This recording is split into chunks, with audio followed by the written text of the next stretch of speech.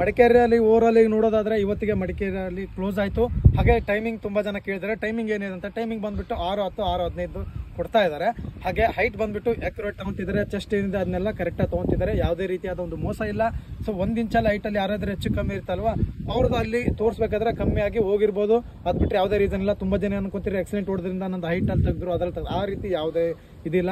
ಹಾಗೆ ನೆಕ್ಸ್ಟ್ ಬಂದುಬಿಟ್ಟು ತುಂಬ ಜನ ಬೇರೆ ಏರೋದವ್ರು ಏನು ಅನ್ಕೊಂತಿದ್ರ ಮಡಿಕೇರಿ ರ್ಯಾಲಿಲಿ 6:15 ಕೊಡ್ತಿದ್ದಾರೆ, ನಮಗೆ ಇಷ್ಟೇ ಕೊಡ್ಬೋದು ಅಂತ.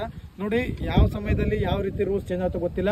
ಆದರೆ ಮಡಿಕೇರಿದು ರಿಯಾಲಿಟಿ ಹೇಳ್ತೀನಿ ನೋಡಿ. ಮಡಿಕೇರಿ ಬಂದುಬಿಟ್ಟು ಸಮುದ್ರ ಮಟ್ಟದಗಿಂತ 3100 ಫೀಟ್ ಹೈಟಲ್ಲಿದೆ.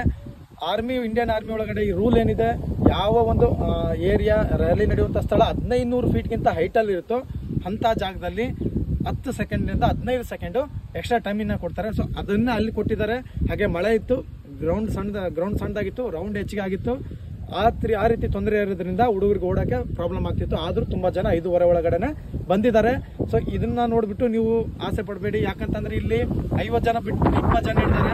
ಇದೇ ರೀತಿ ಇರ್ತಂತ ಹೇಳೋಕ್ಕಾಗಲ್ಲ. 100 ಜನ ಬಿಟ್ಟು 20 ಜನನೂ ಹಿಡಿತಾರೆ, 200 ಜನ ಬಿಟ್ಟು 20 ಜನನೂ ಹಿಡಿಬೋದು. ಅದು ಡಿಪೆಂಡ್ ಅಪಾನ್ ಕ್ಲೈಮೇಟ್ ಮತ್ತು ಸಿಚುವೇಶನ್ ಮೇಲೆ ಡಿಪೆಂಡ್ ಆಗಿರುತ್ತೆ. ಸೊ ಹಾಗಾಗಿ ನೀವು ಎಲ್ಲ ತಯಾರಾಗಿರಿ ಮುಂದಿನ ರ್ಯಾಲಿಗೆ. ಲೇಜಿ ಮಾಡೋಕ್ಕೆ ಹೋಗ್ಬೇಡಿ, ಚೆನ್ನಾಗಿ ಪ್ರಾಕ್ಟೀಸ್ ಮಾಡಿ. ಜೈ ಹಿಂದ್.